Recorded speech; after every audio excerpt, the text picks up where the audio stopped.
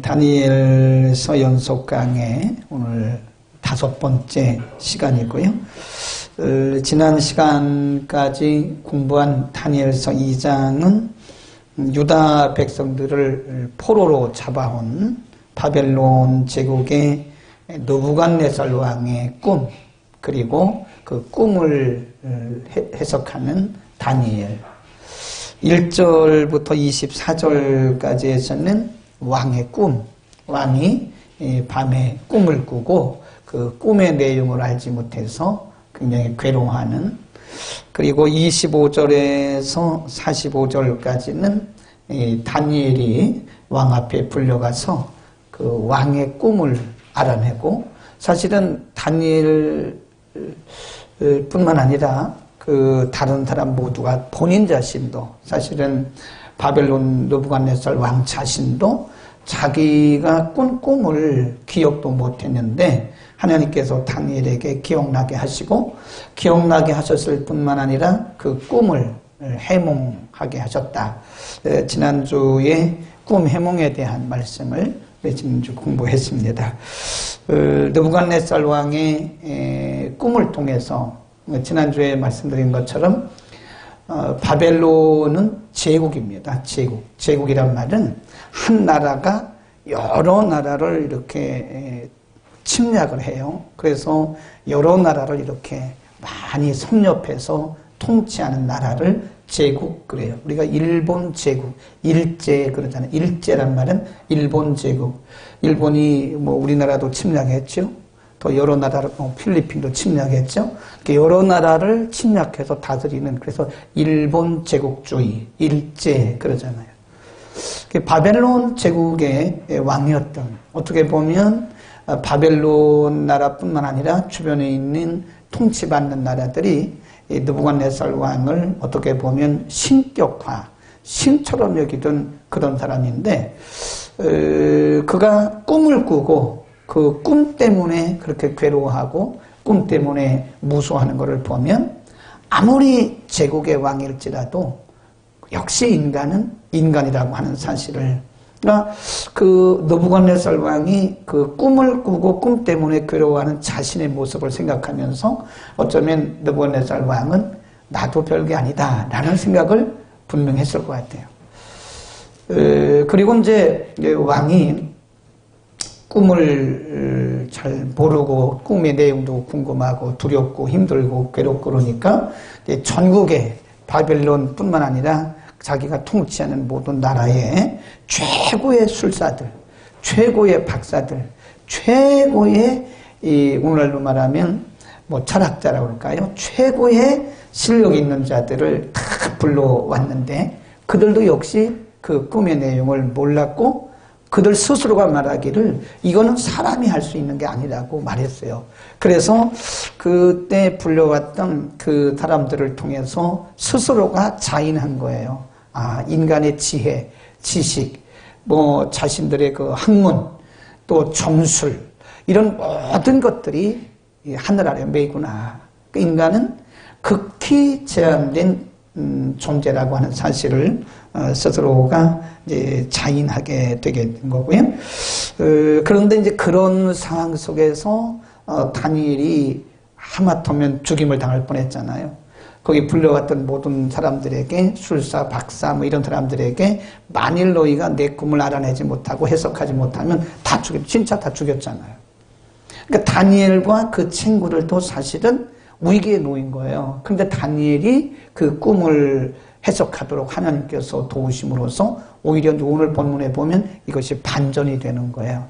그래서 우리에게 뭘 말씀해 주냐면, 그 느부갓네살 왕의 그 꿈과 그리고 느부갓네살 왕의 그 명령이 그 당시에 볼 때는 이것이 어쩌면 죽음에 직면할 만큼 위기였다는 거예요. 그러나 하나님이 위기를 뒤집어요. 그래서 우리가 성경적으로 보나 또 우리가 우리 신앙생활에서 현장에서 경험하는 것을 보나 크리스찬들에게 있어서 위기는 위기가 아니에요. 숨겨진 하나님의 축복입니다. 위기는 크리스찬들에게 있어서 위기는 그것이 하나의 기회라는 거예요. 하나님을 드러낼 기회, 하나님이 우리를 통해서 일하실 기회. 아멘. 이것은 숨겨진 거예요. 마태복음 13장에 보면 예수님께서 하나님 나라에 대한 비유를 쭉 말씀하면서 하나님 나라는 밭에 감춘 보화와 같다. 물론 그것은 복음을 의미하는 것이었지만 복음뿐만 아니라 믿는 자들에게 있어서는 이 세상에 살아가는 모든 것들이 꼭 밭에 감춘 보화 같은 거예요. 그러니까 믿지 않는 자들에게는, 영적으로 세상을 바라보지 않는 자들에게 있어서는 지금 당장 우리가 만나고 있는 위기들이 그냥 위기예요. 그래서 위기 때문에 사람들이 절망하고, 위기 때문에 낙심하고, 위기 때문에 죽고 그러잖아요. 그러나 우리 믿는 자들에게 있어서 위기가 뭐예요? 하나님의 가장된 축복이라는 겁니다. 아멘. 그래서 이것은 믿음의 눈을 가진 사람만이 할 수 있는 거예요. 하나님께서 그 바벨론 제국의 왕도 그 코를 납작하게 만들고, 그 다음에 바벨론 제국에서 다 불려온 최고의 그 박사들, 이 사람들도 코를 납작하게 했어요. 그리고 어린 다니엘을 하나님이 높이신 거예요. 오늘은 그 꿈을 해몽하고 나서 어떤 일들이 있었나. 46절 보세요. 46절, 2장 46절 크게 읽겠습니다. 시작. 이에 느부갓네살 왕이 엎드려 다니엘에게 절하고 그랬어요. 이에란 말이 뭐죠? 꿈을 다 알아내고 그 느부갓네살 왕이 자기 꿈을 기억도 못해요. 그런데 다니엘이 하나님이 영감을 받아가지고 그가 무슨 꿈을 꾼지를 다 알아내. 그 꿈의 내용을 알아낼 뿐만 아니라 꿈을 다 해몽을 해줘요. 이런 일이다, 이런 뜻이다 라고 해몽을 해줘요. 그러니까 그런 일이 있은 후에 바벨론 제국의 왕이었던 느부갓네살 왕이 뭘 했어요? 다니엘 앞에 뭘 했다고 그랬어요? 절을 했다니까. 엎드려 절했다니까. 생각을 해보세요. 제국의 왕이면 완전히 그 당시에 신적인 존재란 말이에요.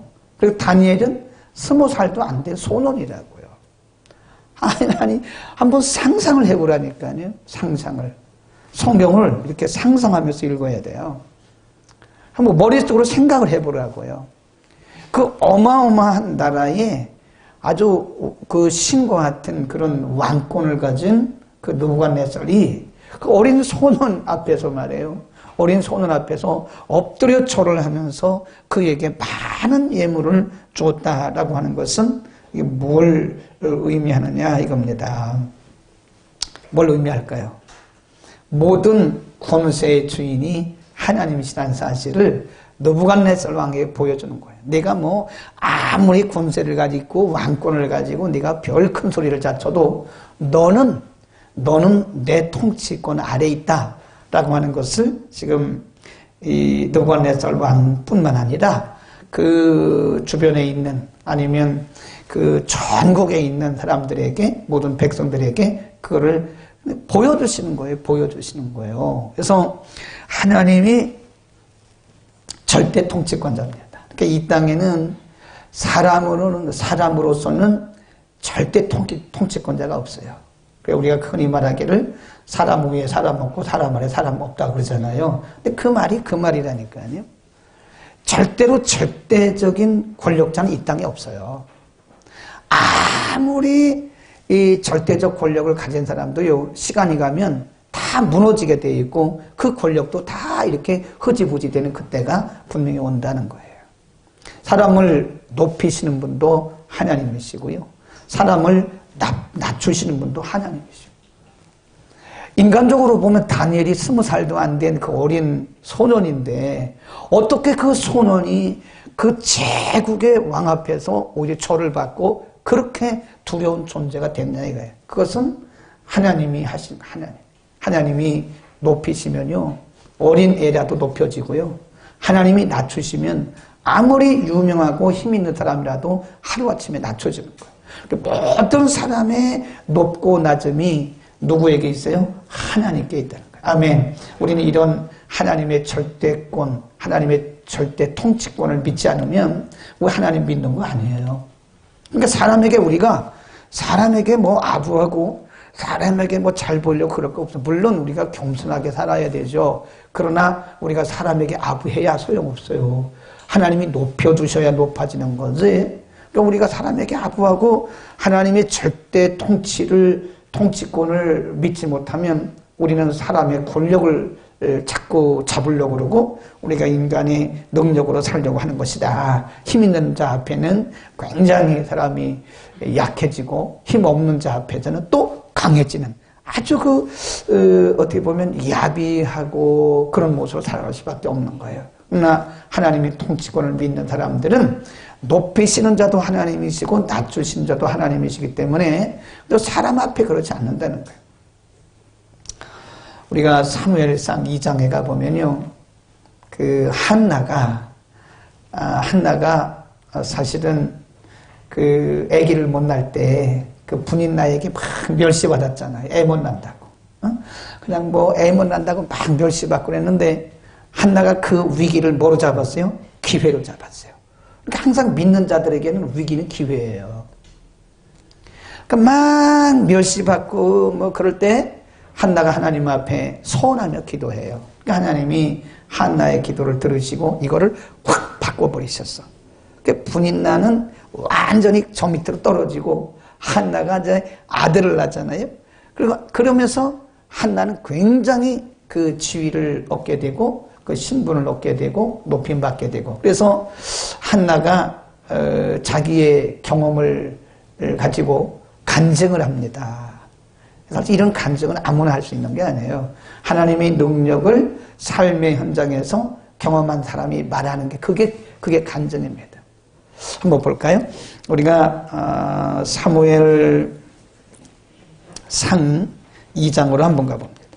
간지를 껴놓고 사무엘 상 2장 거기 한번 쭉 보시면 6절부터 한나가 간증하는 거예요. 지금 고백한 겁니다. 2장 6절 시작. 여호와는 죽이기도 하시고 살리기도 하시며 음부에 내리게도 하시고 올리게도 하시는도다. 여호와는 가난하게도 하시고 부하게도 하시며 낮추기도 하시고 높이기도 하시는도다. 가난한 자를 진토에서 일으키시며 빈핍한 자를 거름더미에서 드사 귀족들과 함께 앉게 하시며 영광의 위를 차지하게 하시는도다. 땅의 기둥들은 여호와의 것이다. 여호와께서 세계를 그 위에 세워. 하나님이 통치하시고 높은 자를 낮추시기도 하시고 낮은 자를 높이기도 하시고 가난한 자를 부하게도 하시고 부한 자를 낮추시기도 하시고 그러니까 하나님이 절대 통치권자예요. 그러니까 그분이 하나님께서 높일 자는 높이시고 낮출 자는 낮추시는 거예요. 그러니까 지금 이 느부갓네살 왕이 참 상상을 한번 해보라고요. 어린 그 소년 앞에서 절하면서 그 소년 앞에 덜덜덜 떨고 있는 거예요, 지금. 그건 하나님이 하시는 거다 하는 걸 알 수 있고요. 또 한 가지는 이 지금 느부갓네살이 이 어린 다니엘에게, 소년 다니엘에게 절하는 것을 보면서 우리가 뭘 할 수 있냐면 지금 느부갓네살 왕은요, 권세를 갖고 있어요, 권세. 권세와 권위는 틀려요. 지금 느부갓네살 왕은 인간적인 그런 정치적인 권력, 파워를 갖고 있는 거예요. 그런데 지금 다니엘은 뭘 갖고 있냐면 spiritual authority, 영적인 권위를 갖고 있는 거예요. 그러니까 육적으로 아무리 그런 것 같아도 사실 영적 권위가 더 높습니다. 더 힘이 센 거예요. 그러니까 우리가 지난 화요일 날인가 월요일 날인가 제가 종로가에 있는 그 부흥사연수원에서 부흥사 과정, 앞으로 부흥사 될 그 지도자들에게 90분 강의를 하면서 제 경험 얘기를 했어요. 제가 사실 신학 공부를 많이 했거든요. 그러니까 어쨌든 간에 그 학부 4년 했죠. 2년짜리 대학원을 3번 했죠. 그리고 박사과정까지 하면 꽤 오래 했습니다. 공부. 또 거기 등록금 낸 것만 해도 아파트 한 채는 샀을걸요. 네. 그러니까 저는 아파트 안 사고 돈도 없지만 공부하는 데 다. 그 80년도 초반에 제가 신학을 했거든요. 근데 공부를 많이 하게 된 이유가 뭔지 아세요? 그 당시 목회자들이 너무 몰라요. 믿음만 강조하기 목소리만 크지 막 목소리만 걸걸대고 그냥 믿어봐 이런 것만 얘기하지 이렇게 보면 성경도 제대로 해석도 못하고요. 아주 너무 모르는 거예요, 목회자들이. 그래서 어린 제가 무슨 생각을 했냐면 앞으로 목사가 되려면 공부를 많이 해야 되겠구나.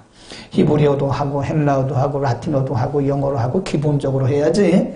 이게 영적 리더가 말이에요. 아니 목사들이 너무 모른다 이게 그 당시에. 그러니까 그래서 제 생각입니다. 제 생각에 맞는 건 아니에요. 제 생각으로 제가 그래서 공부를 많이 했어요. 예. 그래서 열심히 막 설교 준비할 때도 열심히 학문적으로 하고 그랬는데 그게 뭐 전혀 잘못된 건 아닌데 제가 이제 나중에 이렇게 깨달은 걸 보니까 그거보다 더 중요한 게 하나 있더라고. 그게 뭔지 아세요? 그게 영권이었어요. 영권. 영권. 내가 아무리 신학적인 것을 많이 공부하고 내가 아무리 논리적인 거, 교리적인 거 아무리 많이 공부했어도 내가 어떤 영적 권위가 없으면 그거는 그게 중요한 게 아니더라고요. 오늘도 마찬가지예요. 저도 마찬가지면 여러분도 마찬가지예요. 여러분도 우리가 신앙생활 하는데 자꾸 인간적인 뭐 그런 걸로 갖고 하면 여러분 틀림없이 영권이 없는 겁니다. 우리가 이 세상을 이겨나가는 것은 영권이에요.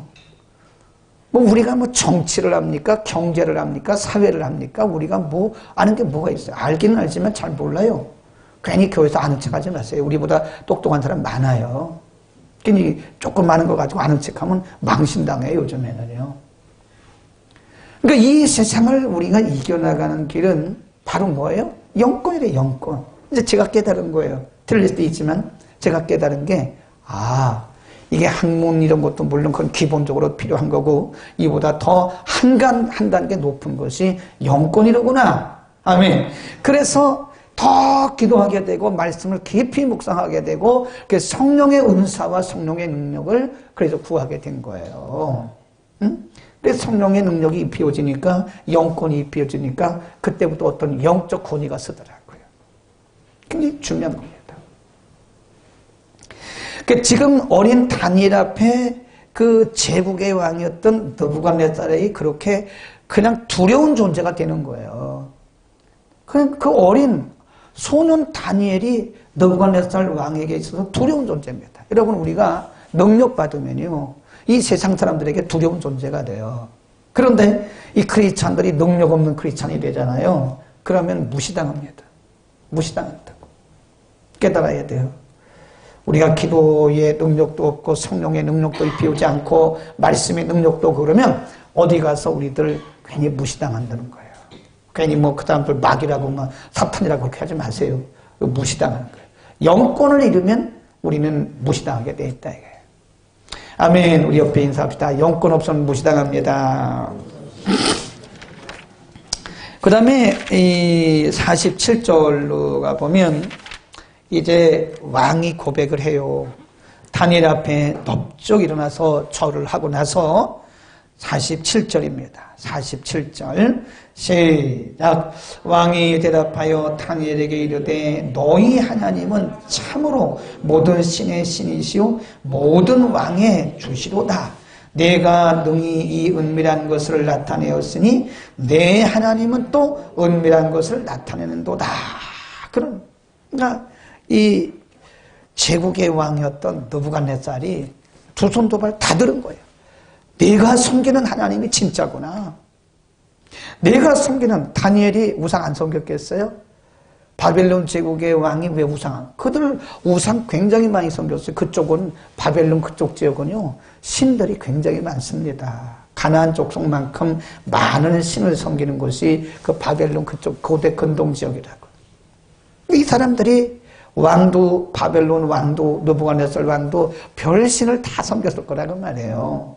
근데 그 느부갓네살 왕이 다니엘 앞에 완전히 두 손 두 발 다 항복한 거예요. 내 신이 진짜구나. 내가 섬기는 그 하나님이 진짜구나. 우리가 많은 신을 섬겼지만 그거 아니다 이거예요.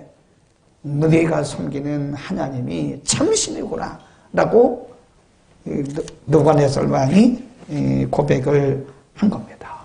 그러니까 우리가 제대로 살면요, 우리를 통해서 하나님이 됨이 드러나요. 아멘. 그런데 우리가 영역도 없고 능력도 없고 우리가 세상 사람들보다 못하면 우리가 섬기는 하나님이 욕을 얻어드시는 거예요. 욕을 잡어요. 야, 너를 보니까 뭐 하나님이 안 계신 것 같대. 그러는 거예요. 너를 보니까 어디 하나님 계시냐? 너 사는 걸 보니까 하나님 안 계신 것 같아. 없는 것 같아. 이렇게 얘기한다고요. 그러니까 우리가 영권 없이 살아가면 우리만 욕먹는 게 아니라 누가 이걸 먹어요? 우리 아버지가 욕을 잡어요. 욕을 드신다고. 근데 우리가 정말 잘해야 돼요. 우리가 우리를 통해서 하나님의 살아계심이, 우리가 열왕기상 18장도 보면요, 엘리야가 그때 그 이방 신을 섬기는 그 선지자들하고 갈멜산에서 결투를 하잖아요. 영적 대결을 하잖아요. 근데 그때 엘리야가 뭐라고 하나님 앞에 기도한지 아세요? 하나님이요, 하나님이 나의 하나님 되심과 제가 하나님의 종됨을 나타내달라고, 알게 해달라고. 하나님 앞에 그 엘리야 선지자가 바알신을 섬기는 그 선자들 앞에서 영적 결투를 하면서 하나님 앞에 기도했던 것이 뭐냐? 하나님이 하나님 되심과 제가 하나님의 종됨이 이 일을 통해서 드러나게 해달라고. 하나님이 이 엘리야의 기도를 들으시고 그 바알신 섬기는 사람들 다 그냥 납작고 만들잖아요. 다니엘과 그의 세 친구들에게 주어진 보상을 잘 보셔야 됩니다. 다시 48절로 갑니다. 다니엘서 2장 48절 시작. 왕이 이에 다니엘을 높여 선물을 많이 주며 세워 바벨론 온 도를 다스리게 하며 또 바벨론 모든 박사의 어른을 삼았다. 모든 도의 어른을 삼았다. 모든 박사의 어른을 삼았다. 그 말은요, 총리예요, 총리. 어린 나이에 지금 다니엘이 왕 다음 가는 그런 이인자가 된 거예요. 사실은 어떻게 보면 왕과 같은 거예요. 왕이 모든 권위를 이 다니엘에게 다 위임해 버렸어요. 그러니까 사실 겉으로만 느부갓네살 왕이 왕이지 진짜 왕은 누구예요? 다니엘이라니까. 다니엘. 응? 진짜 왕. 나이도 얼마 안 됐는데요. 뭐 20살도 안 됐을 거 아니에요. 젊은 소년 아니에요. 그 젊은 소년 다니엘이 그 제국의 2인자가 됐다고 하는 거예요. 그 다음에 또 한 가지, 그 다니엘의 세 친구들에게 어떤 은혜를 주셨나 보세요. 49 시작. 왕이 또 다니엘의 친구대로 사드락과 청구대로구나. 다니엘의 청구대로 사드락과 메삭과 아벳느고를 세워 바벨론 도의 일을 다스리게 하였고 다니엘은 왕궁에 있었다. 아마 도지사쯤 되지 않았을까? 도를 다스리게 했으니까. 다니엘이 청구했단 말은 다니엘이 왕으로부터 권위를 다 받은 다음에 이양받은 다음에 그 왕에게 요청한 거예요. 내 친구들이 있는데 이 친구를 또 어떻게 좀. 그러니까 이 느부갓네살 왕이 그들은 도를 다. 그 도가요 거의 120개 도가 된다고요. 엄청납니다. 그 도를 일부를 그 친구들에게, 다니엘의 친구들에게 맡긴 거예요. 오늘날로 말하면 아마 도지사 되지 않았을까. 그 어린 나이에요, 다. 다니엘의 친구들이니까 뭐 다니엘과 나이가 비슷하지 않았겠어요. 근데 그들도 다 그 이방 나라에서 도지사와 같이 도를 맡는 그런 일을 하게 된 것이다. 우리가 생각해 보세요. 2장에 보면 한때는, 한번 2장 보세요. 2장 12절 13절에 보면 한때는 다니엘과 그 친구들이 죽을 뻔했어요. 죽임당할 뻔했어요. 2장 13절 12절 13절 시작. 왕이 이로 인하여 진노하고 통분하여 바벨론 모든 박사를 다 멸하라 명하니라.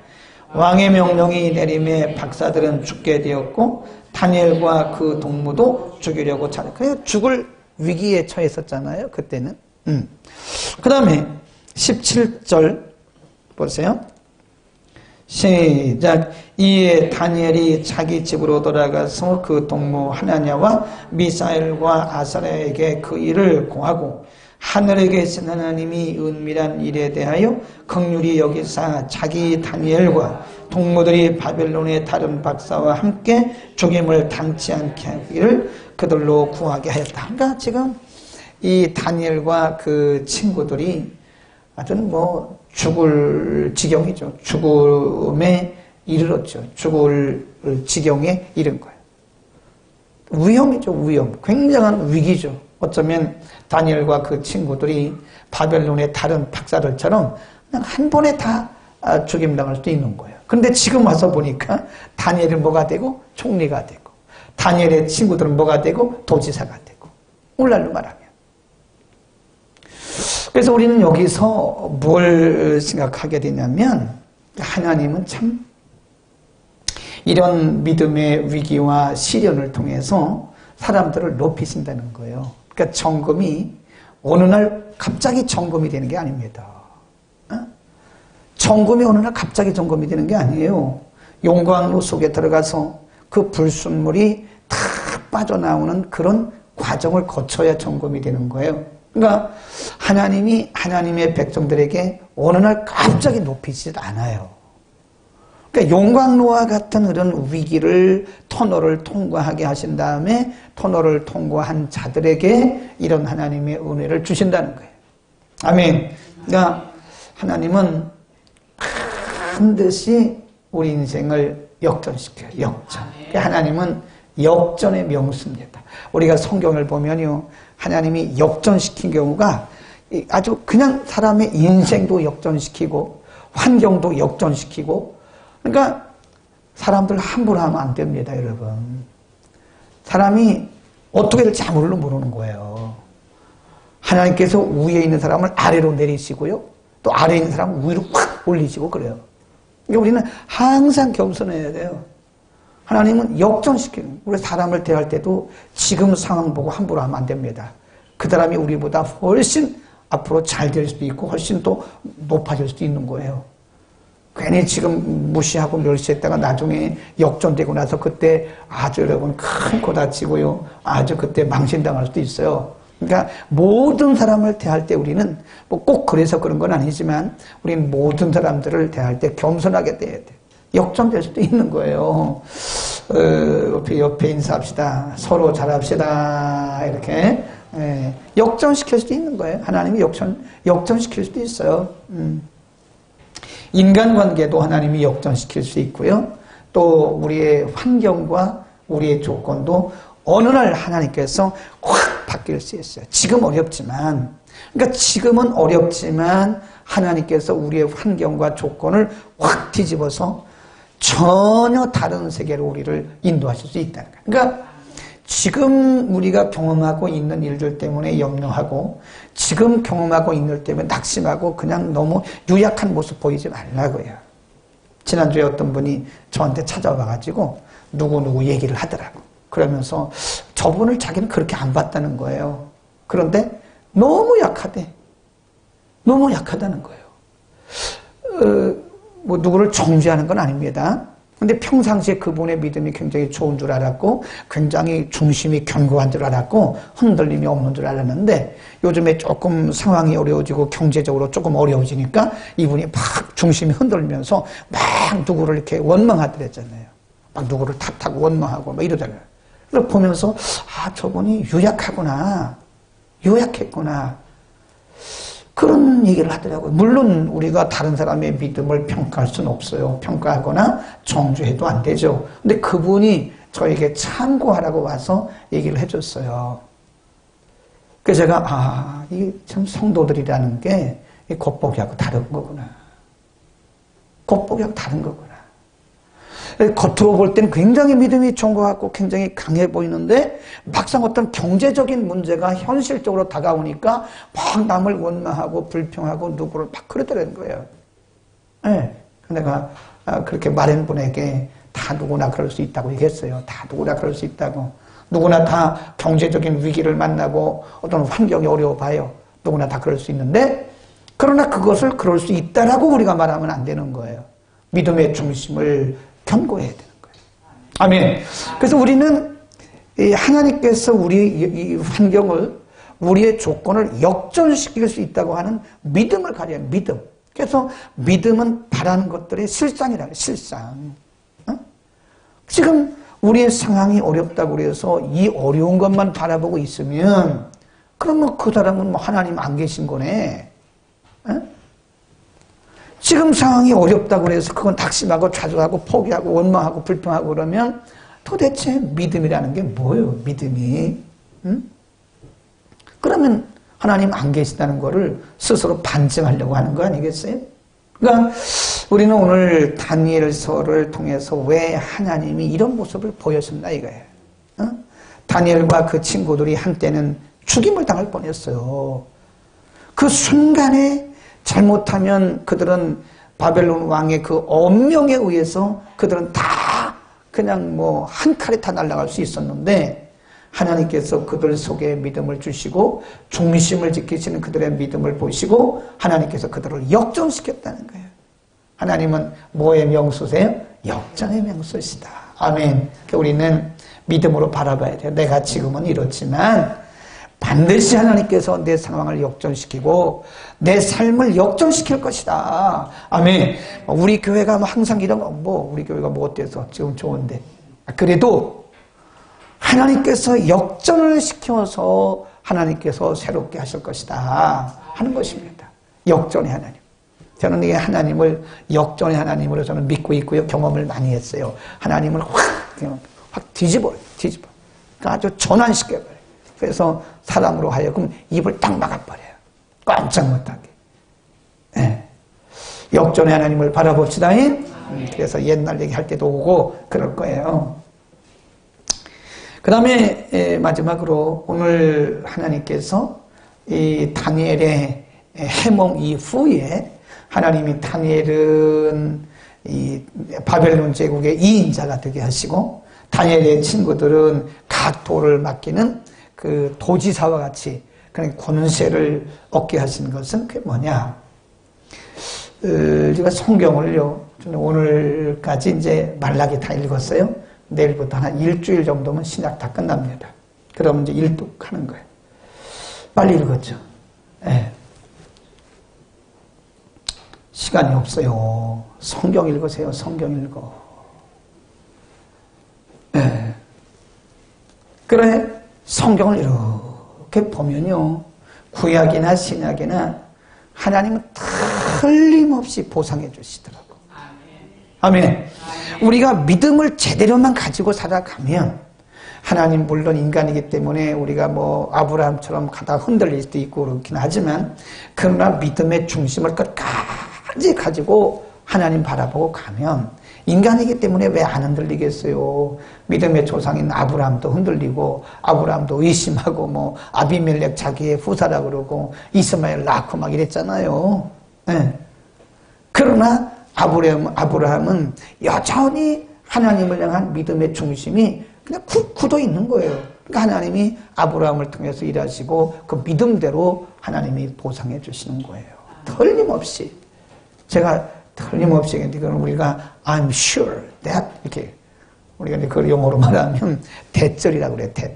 I'm sure that, 이렇게 나가요. 나는 뭐라는 것을 확신한다. 성경이 우리에게 말씀하신 거예요. 응? 성경이 우리에게 증거를 보여요. 그러니까 흔들리지 말라는 거예요. 일시적인 일들 때문에 괜히 일희일비해가지고 우리 안 믿는 사람들에게도 믿는 사람들이 왜 저러냐고 그런 안 좋은 모습 보이면 안 돼요. 근데 믿음의 중심을 가고 가면 누가 알아주든 안 알아주든 누가 봐주든 안 봐도 그건 상관없어요. 누가 보고 계시는 거예요? 저 위에 계신 하나님께서 우리의 모습, 우리의 중심을 다 보고 계시는 거예요. 우리가 뭐 신앙생활 남 보라고 누구 보라고 하는 거 아니잖아요. 그렇죠? 우리가 뭐 신앙생활 남 보라고 하는 겁니까? 하나님 보고 살아계신 하나님 보고 가는 거지. 그러니까 뭐 우리가 누가 우리 대신 괜히 축복받아주는 거, 축복은 내가 받는 거 누가 대신 못 받아줘요. 천국도 내가 믿고 내가 가는 거지 누가 대신 우리 천국 못 갑니다. 그러니까 믿음은 내가 내가 지켜야 되고 하나님과의 관계에서 믿음을 내가 세워나가야 된다 이거예요. 아멘. 그래서 그 믿음대로 살면 하나님 반드시 보상해 주시고 보상해 주시고 때가 되면 우리가 믿음대로 누가 뭐라 하든 뭐 하든 알아주든 안 알아주든 그저 하나님만 바라보고 우리의 믿음의 그 선조들 있잖아요. 히브리서 10연하게 보면 구름같이 허다한 우리를 둘러싼 증인들이 있으니 우리가 그를 바라보고 믿음의 주요 온전케 하시는 이 그를 바라보고 가다 보면 하나님의 때에 하나님께 반드시 우리의 믿음에 대해서 인치실 뿐만 아니라 믿음에 대해서 뭘 주세요? 보상을 반드시 하나님 상 주세요. 히브리서 11장에 뭐라고 그랬어요? 하나님께 나아가는 자는 하나님이 계신 것과 또 뭐라고 그랬어요? 그를 자기를 찾는 자들에게 뭐 주시는 자? 상. 그게 보상이에요. 자기를 믿고 구하는 자에게 보상해 주시는 자이심을 믿어야 할지니라 이거예요. 아멘. 우리는 미래가 있어요. 우리 미래는 밝습니다. 우리는 항상 해피엔딩이고요. 하나님은 궁극적으로 승리하게 하시는 분이기 때문에 다니엘과 사드락과 메삭과 아벳느고가 한때는 죽을 지경에 갔잖아요. 어쩌면 그들이 그 바벨론 왕의 명령에 단칼에 죽을 수도 있어요. 그러나 하나님 그렇게 하지 않으셨어요. 그들에게 믿음 주시고 그들을 견고하게 하시고 다시 역전시키시고 하나님 그들에게 보상해 주셔서 우리가 오늘 하나님을 어떻게 섬겨야 되는가를 가르쳐 주셨습니다. 아멘. 우리 주먹을 불끈 쥐고 아멘. 환경에 우리가 기죽지 말고 무슨 뭐 코로나 때문에 기죽어가지고 교회를 안 하고 막 그런 거는 너무 연약한 거예요. 알고 그렇다고 함부로 살 것도 아니지만 너무 그렇게 위축되어 살 것도 없어요. 그죠? 우리는 살아계신 하나님 바라보면서 우리의 믿음에 대해서 보상 언젠가는 someday 지금 당장은 아니지만 언젠가는 하나님께서 우리에게 믿음에 대해서 보상할 날을 그날을 우리가 기대하면서 우리의 생애를 승리할 수 있기를 축원합니다. 걸어가신 우리 하나님 아버지 이 밤도 우리를 불러주시고